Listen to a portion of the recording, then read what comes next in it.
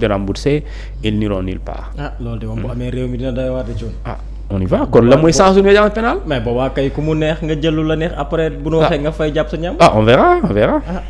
On verra les jours à venir.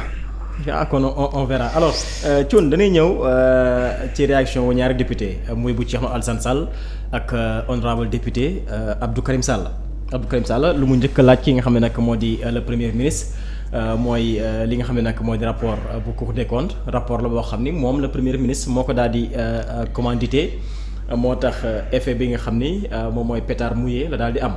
moom aussi si ay kàddam yemul foofu mu ñuy xamal ni sax dem di ñu jox information ba ñuy xamal ni fële ca Casamance am na ay soldats yoo xam ni dañ fa daal di daanu waaye tamit ki nga xam mooy le premier ministre bu mu dikkee daanaka teggi na kàddu yi nga xam ni moom la Abdou Karim Sall daal di wax dem sax ba naan ko yow xaaral di nga tontu li nga xam ne nag moo di Sénégalais bu fekkee ñoom ñoo lu yónni tudd aussi li nga xam ne nag moo di mbirub 94 mbirub armement yu 45 milliards yow it nan nga jàngatee. tontu bi nga xam ni le premier ministre def na ko jëmale ko rek ci Abdou Karim Sall. waaw di delloo ziar sama xarit Naar Fall ak soxna Dior Sissoko Kisio alors tu sais Sila.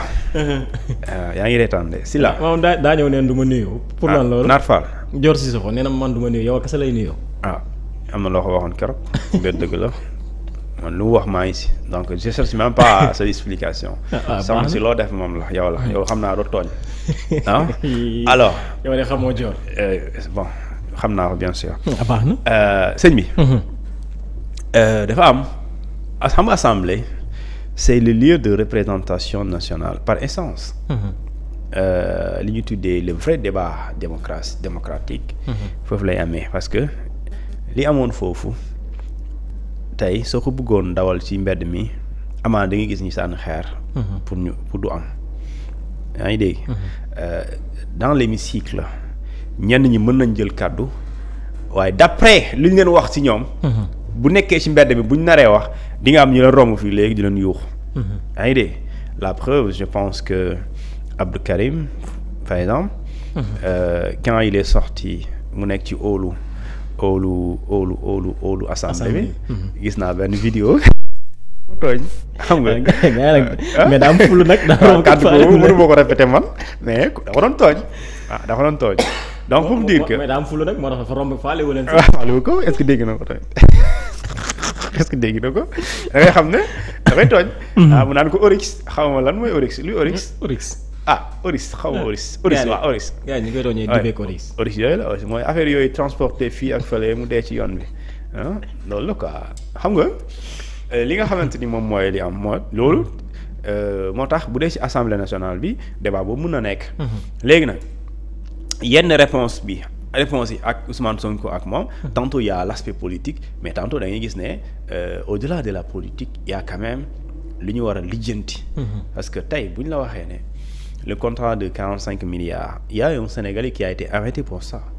Pape Alé Niang a été emprisonné envoyé en prison pour avoir lu ñu tuddee wone le contenu de ce qu'on appelle du contrat qui a été caché aux Sénégalais et sur les copies de ce dit contrat c'est mentionné confidentiel. C'était pas prévu pour que Sénégalais bi gis ko ça veut dire que tey bu fekkente ni amuloon fuite contrat boobu ñii bu ñu toogee ci nguur gi day soog a génn ñu teg ko ci table bi est-ce que tu comprends li ma la bëgg a wax mooy maanaam bu fuitewuloon il va falloir ñu xaar ba ñii nguur gi dem ñi toog ñu génnee contrat boobu loolu après day nekk kafaar kon day nekk li tax day bokk ci comme yi ngay naan waaw comme attends comment lii nan la mën a nekkee alors il y a une femme journaliste su ma jumulee c'est la correspondante de TV5 xaw ma lan Arfa Ben Arfa je sais pas comment elle s'appelle encore mais elle l'a dit sur TV5 moi j'ai lu j'ai regardé jamono jooju ñuy jàpp Pape Alé Niang moom avant Pape Alé Niang di ko wax la veille la veille le premier jour elle l'a dit moi j'ai regardé ça sur TV5 Monde kenn jàpp ko kenn convoqué wu ko le lendemain Pape Alé Niang en parle la décision la vidéo est virale on le convoque on l'arrête su ma juumlee il a été même arrêté xaw ma lan quand il selon lu mu wax bu muy réparer otoom ñu envoyé ko prison après mu nekk foofu di grève de la faim donc pour dire que ça on doit le savoir c'est-à-dire que tey le contrat des 45 milliards. En vue d'acheter des armements, des équipements, parce que dans ce contrat on te parle ay fetel. ay fetel mu am ay catégories pistolet ay fusil à chasse mooy yi ñu yóbbu ci àll bi di wër ci. di rëbb. Mais pendant ce temps alors est-ce que ça mérite pas des questions pourquoi. Mais il y a un moment am na ay li xew ci forêt Boffa Bayotte. C'est parce qu'il y avait un problème de sécurité. Exactement. On tue une dizaine de Sénégalais même jour. Même soir ñu rey leen ñooñu nee nañ dafa am ñu doon dagg garab yi. ñoo fekk leen fa ñu koy dénoncer mu jàpp leen rey leen. rey bu ñaaw sax. Mais xam nga liggéey boobu kan moo war a def surveillance boobu c'est les agents des eaux et forêts. Mais un agent des eaux et forêts soo ko ne liggéeyal loo koy jox da nga koy équiper. da nga koy jox moyen logistique. Mais jox ko aussi lu ñu tuddee équipement de protection individuelle. Mais pareil armé ko nga jox ko arme pour mu mën a protéger wu ba mën a def liggéeyam contre ces malfaiteurs là. léegi nag de contre ces coupeurs de bois. léegi nag bu fekkente ne loolu léegi yow def nga compte nga ne contrat bi 45 milliards la. confidentiel où sont les armes les pistolets yi ñuy defar yu ñu wax ne moom la ñu jënd. ak fetel yi mag yi ñuy jënd. Après dafa am leneen sax lu ñu tuddee genre ay appareils maa ngi koy fàtte waaye surveillance bi appareils yi ñuy nekk ci kii bi ñuy naawal ci kaw waaye. drone voilà drone yi am na drone am na ay drone am na ay oto am na ay caterpillar.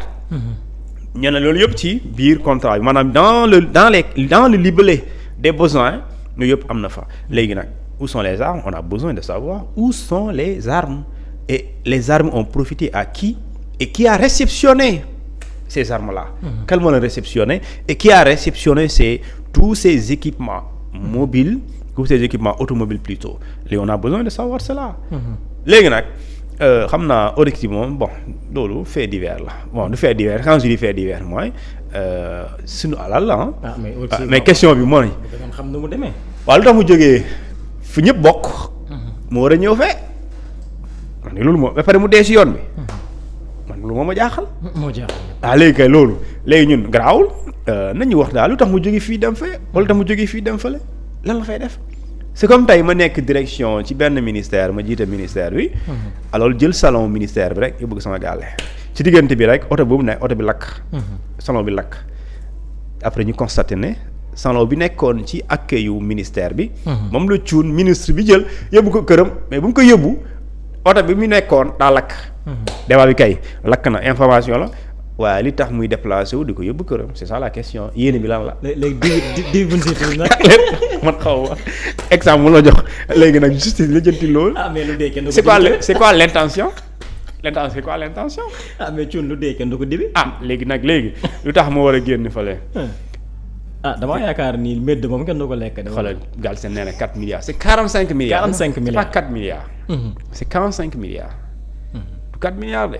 45 milliards 45 milliards dafa bëri quand même. mais Thierno Alassane Sall moom lu mu doon laajte mooy fonds politique yi nga xam ne moom jàpp na ni le premier ministre neen dafa xaraam ñëw ba ci nguur gi jàpp ne xaraamatul parce que ñoom ñu ngi koy doxal ba léegi. waaw Sonko xam nga. Sonko a tout dit nag dans la vie il faut bon quand en politique Sonko a tout presque dit. léegi je sais pas en disant cela. dafa demul au bout de sa pensée wala il n'a pas bien expliqué. Parce que y a les fonds politiques y a les fonds secrets. sëñ bi un fonds secret son usage kenn du ko dévoiler ci mbedd amul. yaa ngi dégg te amul benn réew bu ko amul d'ailleurs. ça n'existe pas. ndax ci fonds yi nga xam ne moom ngay tudd léegi. damaa gis réaction ki nga xam ne moo di Amadou Ba. moom it muy joxe ñaari fonds yi nga xam moom moo am Amadou Ba ci texte bi nga xam moom ñu partagé rek dafa nii. Les fonds politiques étaient jusque-là des fonds à l'entière discrétion du président de la République qu'il pouvait dépenser sans aucune justification ou nécessité étatique. Ces fonds étaient un distributeur automatique de billets principalement pour agiter, corrompre et soudoyer des transhumants, journalistes, communicateurs traditionnels et activistes. Il permettait aussi au président de la République de financer l'implantation politique et la campagne électorale de ses lieutenants, maires, députés et élus.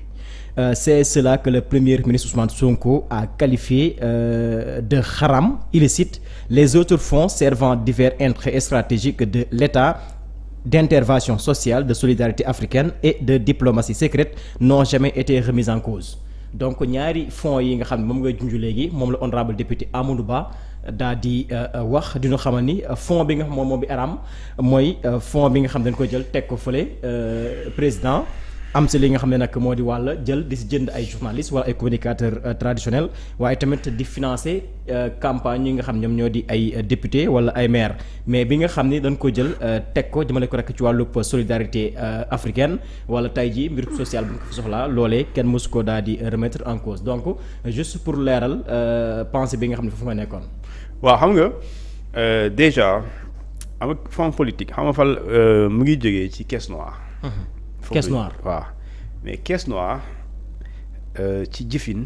ci jëfu salte moo tax ñu naan caisse noire jëf ji salte mooy dañuy faral di wax ne caisse noire mooy xaalis boo xamante ni dañ koo def ci bërëb.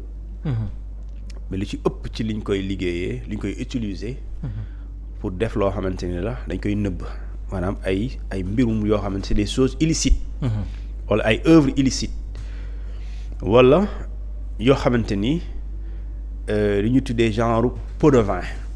wala ñu tuddee ay corruption xam nga kenn du bëgg nga fësal ko. léegi ñu ne caisse noire boobu c'est à l'appréciation c'est laissé à ce qu'on appelle au pouvoir discrétionnaire. de celui qui l'utilise mooy tey soo ma joxoon caisse noire mooy man bu nekkee 100 millions. man awma compte bi may rendre ñi ma ko jox. te lépp lu ma ci def dagan na parce que yoon terewuma ko. te léegi ñu ne d'habitude caisse noire li ñu ci doon jublu mooy corrompre ay nit. corrompre ay nit yi ça dépend ci ban nit nga bëgg corrompre c'est-à-dire que mu ñu nekk ci secteur bu ne sëñ bi fii gis nañu fi ay syndicalistes qui défendaient leur syndicat. mais plus tard ils ne défendent plus personne. kenn déggatu leen. waaw léegi est-ce que laaluñu. on a vu un Sénégalais mu jaay xawma sacrifier liste jàmbur. dans la même semaine on le fait venir au palais présidentiel. Oui. tu penses que kooku Djibril Ngom boobu. dama jàpp ne kan moo ko indi palais présidentiel. kan moo ko lijjanti loolu. mu ñëw toogaay boobu. c'est-à-dire que toogaay boobu lan lay jàngale. sérieusement quand Djibril Ngom sacrifier liste jàmbur fële ci nord. ñëw def lu ñu tuddee trahison abus de confiance. Il abuse de la confiance de ses camarades de parti ou bien de coalition. Il revient il est reçu au palais présidentiel fi nga xamante ni foofu sooy wane photo bi nit yi président bu recevoir nit. ñu koy photo tara rek nëbbuñu ko parce que loolu dafay ñëw parce que lu rafet la en général. wala dafay ñëw parce que tout simplement ndaje boobu dafa intéressé réewum Sénégal république bu Sénégal. mu ñëw fa ñu photo ko te pourtant kooku daa jël ay yëfu jàmbur. dem ñu jox ko mu dem tappale ba heure bi jot mu ne leen maa ngi nii léegi lu mu ci jublu woon doo leen bokk. mais kooku lu mel noonu soo koy jox xaalis foo koy jëlee. foofu rek nga mën a jëlee mu am ñeneen ñoo xamante ni par exemple tey mais comment tu peux comprendre des centaines une dizaine de milliards. 7 milliards de francs CFA nga jox ko nit 7 milliards nga ne ko utiliser la sunu fonds la jógee. contribuable sénégalais bi la waaye ñoom seen yoon nekku ci dindal defal lu la neex te bi nag xaalis am na ñoo xam ne xaalis mënu leen jënd. waaw am na ñoo xam ne nag xaalis mën na leen jënd. waaw yaa ngi dégg. te ñu daa mel ni réew mi ñu xaalis mën a jënd aussi. xaw a tuut nañ waaye bëri nañ. yaa ngi dégg. ñoo bëri nañ. waaw léegi nag loolu soo ko defee. léegi kooku bu fekkente ni dafa am lu ñu tuddee obligation de rendre compte. su boobaa. Parce que l'obligation de rendre compte ça revient à dire que soo joxee suñu la joxee 7 milliards. mais bu année bi jeexee war na mën a am un organe de contrôle par exemple un corps de contrôle IGF. IGE inspection générale d'État war na mën a ñëw ne ñun de li ñu xool mooy les 7 milliards. yi nga xamante moom la ñu joxoon président qu'est-ce qu'il a fait de ces 7 milliards. mais si c'est discrétionnaire. discrétionnaire moom sëñ bi leer na mooy tibbal. joxel. bu kenn amul laaj la fu mu jógee wala koo ko jox. c'est-à-dire que tey ci logique boobu bu ñu ci demee président mën na ñëw woola si la jox la 1 milliard de francs CFA. nga yore mallette bi romb président benn gendarme bu dem la foo jëm. nga dem sa kër kenn du la wax sàcculoo te kenn mënul la tëj ci loolu. parce que président moo la ko jox. et ça c'est du pouvoir discrétionnaire du président de la République. bu la neexee léegi 7 milliards 1 milliard yooyu léegi su dee da ngaa xaw a jubadi président bu la ko joxee. mën nga dem mu jox la ko ngay ñëw ci wàcc ci terrain bi. di ko corrompre ay nit pour ñu fekk ko ci politique. mën nga xoolal mënoo ko. bu la joxee 1 milliard. wala nga yore ko sa kër. nga am 1 milliard foofu am ay genre foo dencukaay xaalis. nga jékki-jékki benn sa bon rek ñëw nga rocc mu ñëw nga mu xam ne madame nekkuloo fa rek nga fàtte caabi mu ñëw rocc ndànk jël ay 10 millions. waxuma la leneen moo am waaye amoon na fi ay nit yoo xamante ni dañ doon sàcc seen kër ay millions. am na ñoo xam ne dañuy sàcc seen bureau ay 50 millions. loolu vraiment bu dee réew bu jaar yoon. am na yenn sàcc yi warul am ci bureau. am na yenn sàcc yi warul am ci kër. 8 millions lu tax ñuy sàcc 8 millions 800 millions fu ñu koy jaasee si kër. 800 millions. moo jaaxal ñëpp. Thioune Mansour Faye dafa jàpp ni le premier ministre Ousmane Sonko respecté wul li nga xam ne nag moo di l'agenda présidentiel ndax démb ki nga xam ni moom moo di le président